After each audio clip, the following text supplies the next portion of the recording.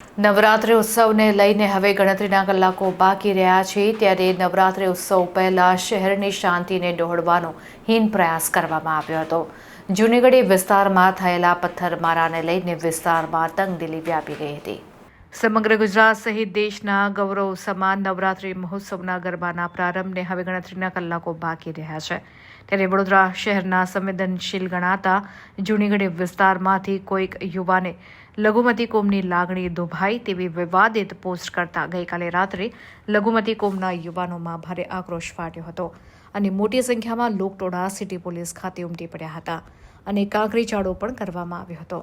આ બનાવને પગલે ઉશ્કેરાયેલા ટોળાએ નવરાત્રિ મંડપને નિશાન બનાવી તેની તોડફોડ કરી હતી અને કોમી હિંસા વધુ વંશે તે પહેલા ઉચ્ચ પોલીસ અધિકારીઓનો કાફલો ઘટના સ્થળ ઉપર દોડી આવ્યો હતો અને પરિસ્થિતિને કાબૂમાં લીધી હતી.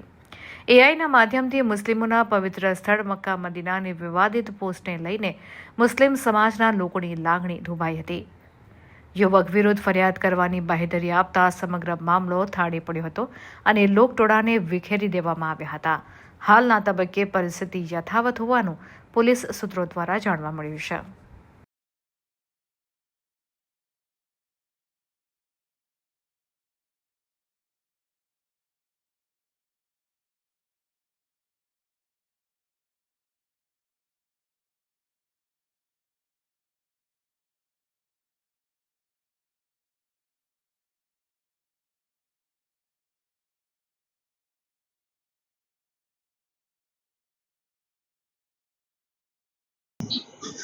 આજરોજ સિટી પોલીસ સ્ટેશન વિસ્તારમાં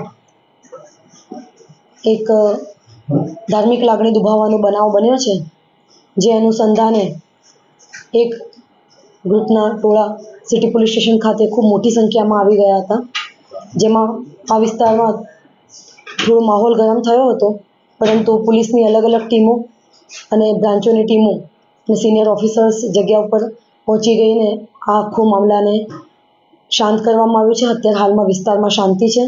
પોલીસનું તમામ જગ્યાએ ડિપ્લોયમેન્ટ છે અને પોલીસ આ ધાર્મિક લાગણી દુભાવવાના મામલે અને અન્ય જે બનાવ બન્યો છે એ મામલે કડક કાર્યવાહી કરી રહી છે. Thank you.